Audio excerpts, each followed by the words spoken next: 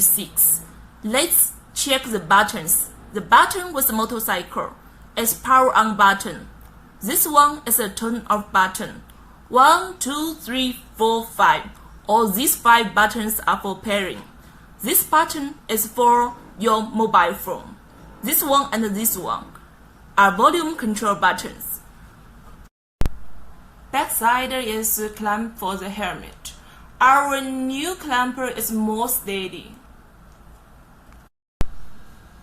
It's latest 2-in-1 interface. It's for audio and charging both. Let's connect to piece V6. Press the turn on button. Till the light flick between blue and red. Then release your finger. Now just press one of these 2 pieces, the turn on button, once. Now they are searching each other. When 2 pieces all flick blue light in same frequency, that means they have been paired. Now neither press the turn on button once again. Now you can talk together.